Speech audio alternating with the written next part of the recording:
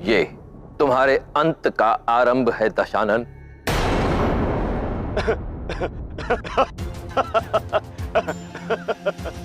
महादेव, आप सच में बहुत भोले हैं और आपका हृदय भी बड़ा निश्चल है।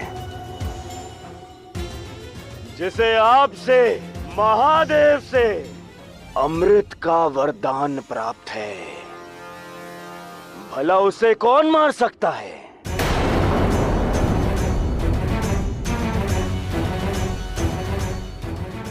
आज्ञा दें प्रभु।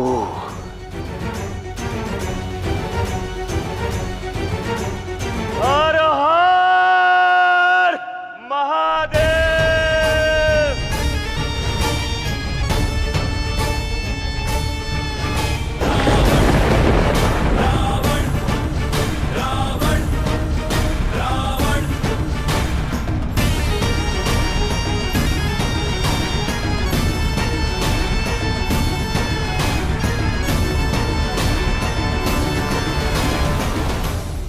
आपने तो इसे अमृत ही दे दिया।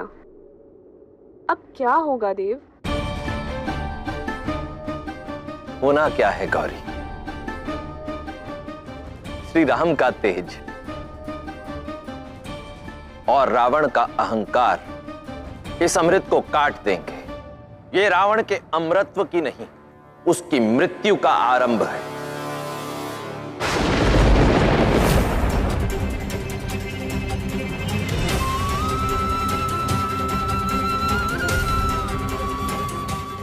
मेरे दूसरे वचन की पूर्ति के लिए तुम्हें 14 वर्ष के लिए वनवास पर जाना होगा।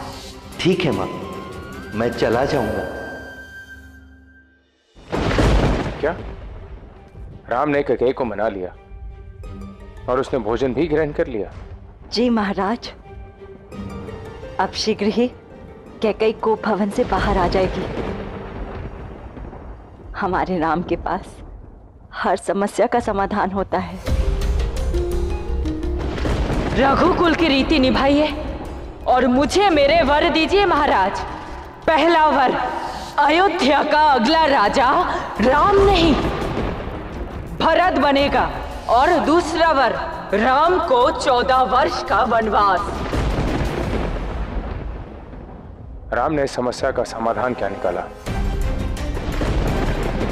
महाराज, ये तो मुझे ज्ञात नहीं, केवल इतना ज्ञात हुआ कि कैकेयी ने भोजन ग्रहण कर लिया है। कहाँ राम? वो सबके साथ बाहर हमारी प्रतीक्षा कर रहा है। चलिए चल के उससे सारी बातें विस्तार में पूछते हैं।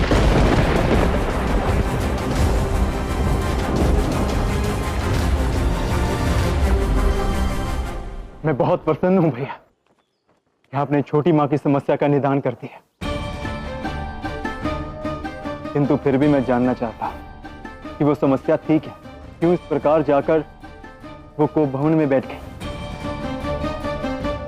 लक्ष्मण, जो बात समाप्त हो गई उसे पुनः प्रारंभ करके वर्तमान के आनंद को क्यों खोना? जो हुआ शुभ हुआ। जो समस्या से समस्त परिवार प्रभावित हो, उसका निदान कोक भवन के बंद द्वार के पीछे बिना परिवार से विचार विमर्श किया जाए तो वह कदापि शुभ नहीं हो सकता राम।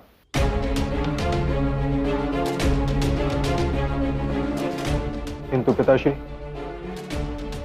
उस समस्या का निदान हो चुका है। राम भैया कभी झूठ नहीं बोलते। तो आपके भाई आपको सत्य क्यों नहीं बता रहे?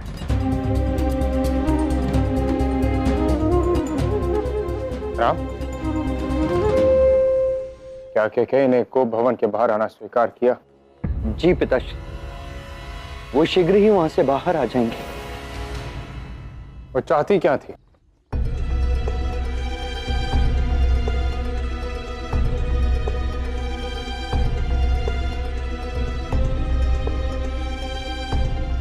वो जो चाहती थी उनकी इच्छा को मैंने स्वीकार कर लिया है पिताजी।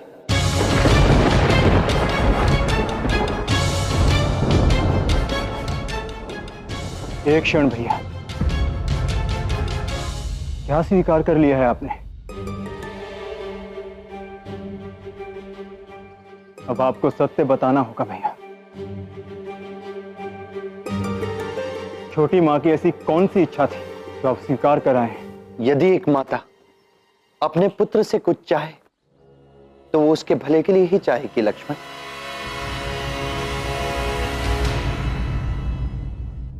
भरत अयोध्या का राजा बनेगा।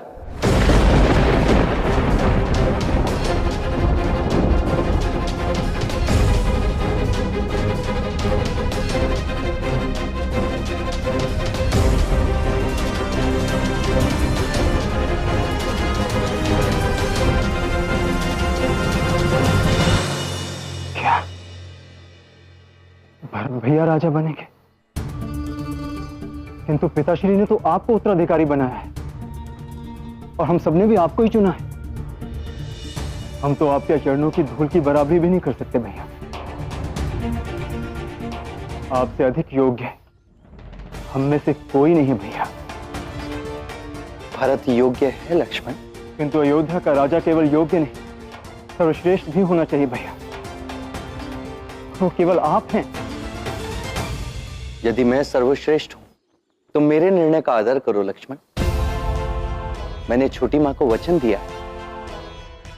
क्या तुम्हारी दृष्टि में अपने भाई के वचन का कोई मूल्य नहीं?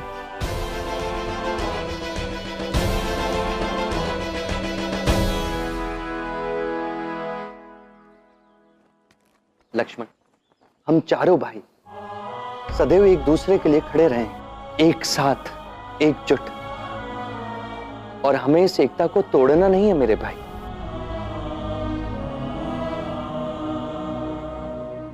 और इससे क्या अंतर होगा कि राजा मैं बनूं या भरत? महत्वपूर्ण यह है कि अंत तक हमारा पूरा परिवार एक साथ रहेगा। राजा कोई भी बने, परिवार में सदा शांति और एकता का निवास रहना चाहिए।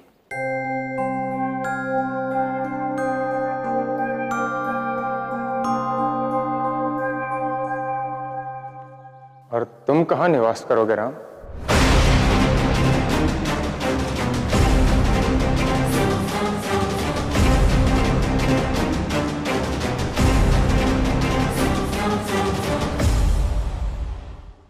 ये कैसा प्रश्न है महाराज? भारत के राजा बनने पर राम अपने भाई के साथ खड़ा रहेगा। उसके इस नए दायित्व में उसका मार्गदर्शन करेगा। और कहां जाएगा वो?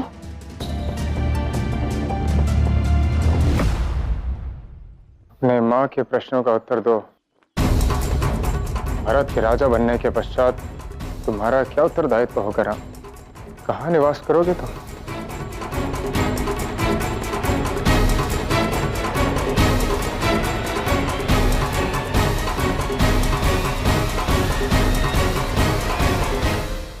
उचित है राम, तुम मेरे इस प्रश्न का उत्तर नहीं देना चाहते। मैं तुमसे यह प्रश्न पुनः पूछता हूं अलग प्रकार से।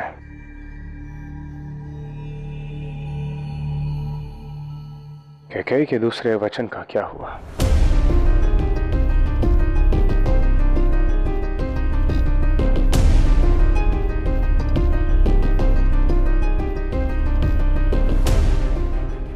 दूसरा वचन?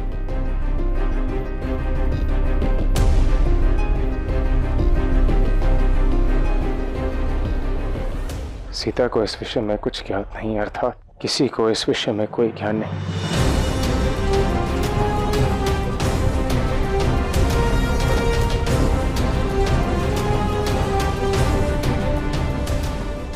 राम, तुम मौन क्यों खड़े हो? उत्तर दो।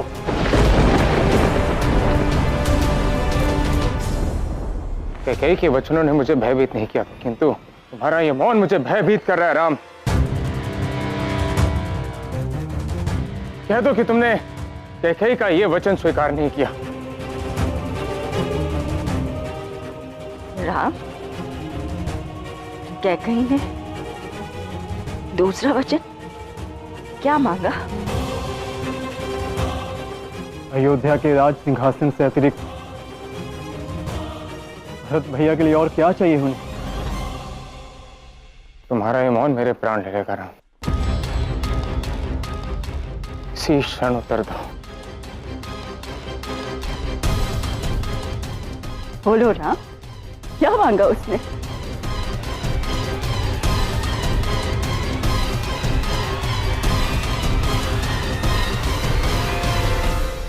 मैंने छोटी मां को वचन दिया कि मैं अयोध्या छोड़कर 14 वर्ष के लिए वनवास जाऊंगा।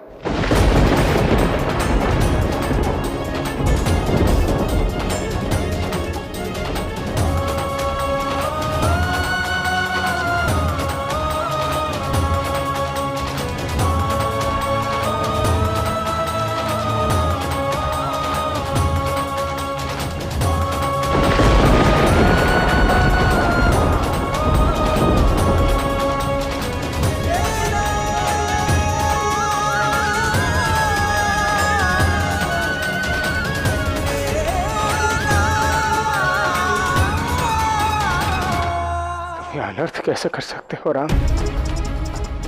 पति मारी गई है कैकेयी की, विवेक छोड़ दिए उसने, किंतु तुम ऐसी मूर्खता कैसे कर सकते हो राम? ये वचन मैंने दिए थे, इसे अस्वीकार करने का निर्णय मेरा था, किंतु तुम इसे जाके कैसे स्वीकार कर सकते थे? कैसे राम?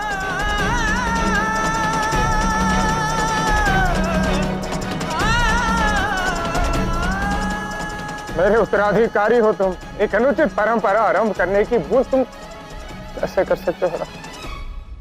उत्तराधिकारी का ही तो कर्तव्य निभा रहा हूं पिताश्री। उत्तराधिकारी का तात्पर्य होता है अपने पूर्वजों के अधूरे कार्यों को पूर्ण करना। जो पुत्र अपने पिता के वचनों को पूर्ण ना कर पाए, जो अपनी माता की इच्छा की पूर्ति ना कर पाए, जो अपने भाई के उज्जवल भविष्य को ही ना देख सके, वो पुत्र ही कैसा पिताश्री।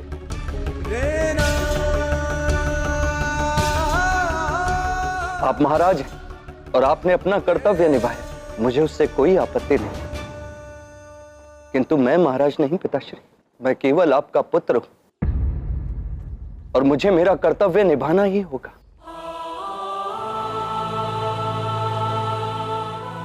एक मनुष्य पर 3 ऋण होते हैं, देव ऋण, गुरु ऋण और पितृ ऋण।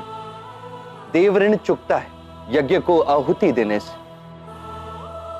गुरु ऋण गुरु दक्षिणा से, और पितृ ऋण माता पिता के ऋणों को पूर्ण करने से।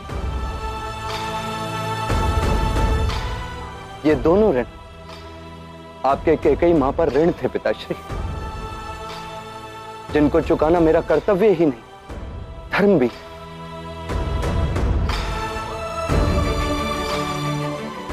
स्मरण कीजिए पिताश्री, इसी पुत्र ऋण को चुकाने के लिए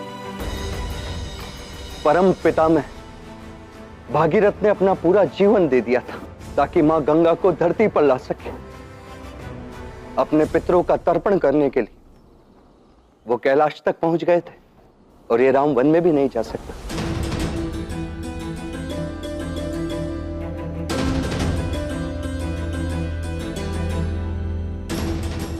रघुकुल की परंपरा है वचनबद्धता, और उसे तोड़कर हम अपनी आने वाली भावी पीढ़ी को क्या संदेश देंगे पिताश्री? माता के मुख पर मुस्कान के लिए ये राम संसार छोड़ सकता है, तो उसके आंसू रोकने के लिए अयोध्या छोड़ना कौन सी बड़ी बात है पिताश्री? रघुकुल रीत सदा चली आई, प्राण जाए पर वचन न जाए।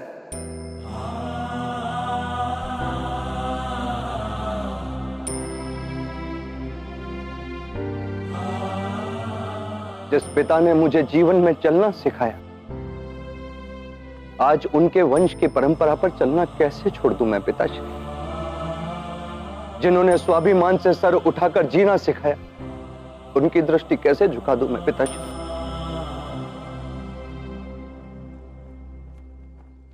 ये तो मेरा सौभाग्य है पिताश्री कि नियति ने मुझे आपके इन 2 वचनों को पूर्ण करने का एक अवसर प्रदान किया।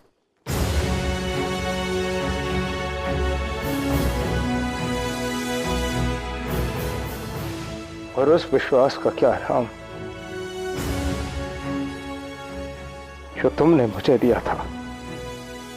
तुमने मुझे विश्वास दिया था कि तुम कभी मुझे छोड़ के नहीं जाओगे राम। महाराजा दशरथ एक शरीर नहीं पिताश्री, एक सोच, एक परंपरा है।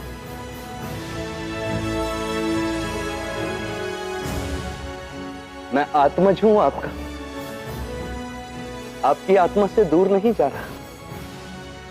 मैं आपको छोड़कर नहीं जा रहा पिताश्री। आपके वचन मेरे साथ है, और ये साथ केवल इस जन्म का नहीं, युगों युगों का है पिताश्री।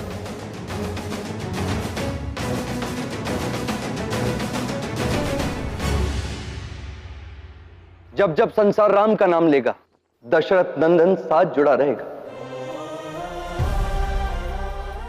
मेरे वनवास जाने से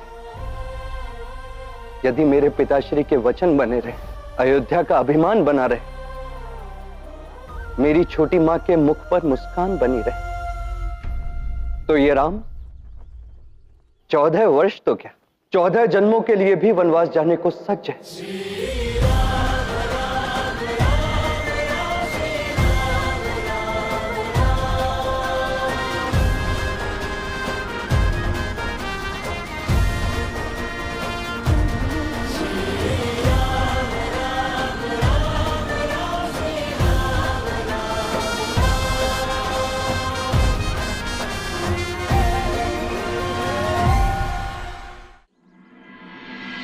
इसका अर्थ यह है, छोटी मां की पीड़ा मिटाने के लिए अपनी जननी को 14 वर्ष की पीड़ा में डाल जाओगे।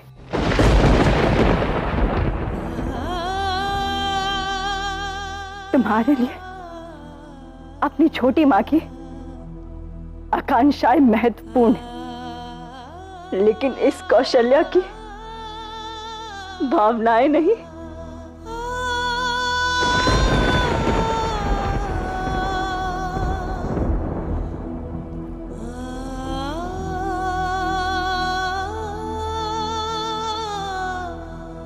मां, आप तीनों में किसी भी प्रकार का भेदभाव ना हो, ये सीख आपने ही हम सबको दी थी। आपने ही हम सबको सिखाया कि चाहे मतभेद हो जाए, किंतु मनभेद कभी नहीं होना चाहिए। फिर आज आपके मन में भेद क्यों? ये भेदभाव मैंने नहीं, कैकेयी ने किया है।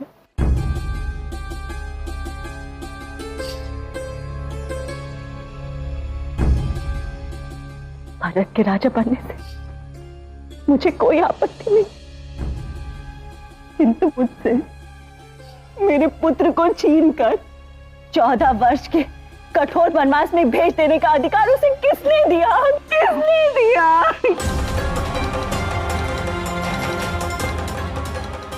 मैं विनती करता हूं माता, मत कहिए ऐसा।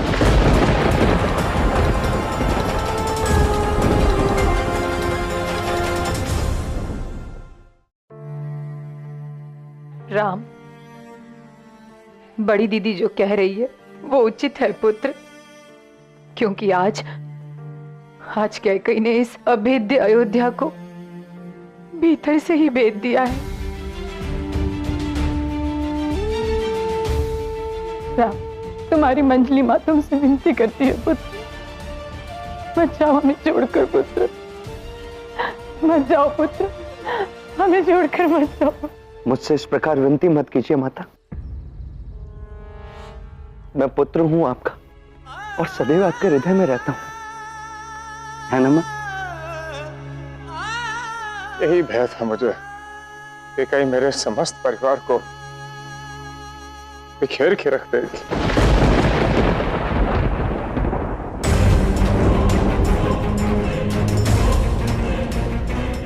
ये भय अब वास्तव में बदल चुका है महाराज दशरथ। आपका परिवार कौशल्या की फेंकी कौड़ियों की तरह इस मंथरा ने बिखेर दिया है। मंथरा।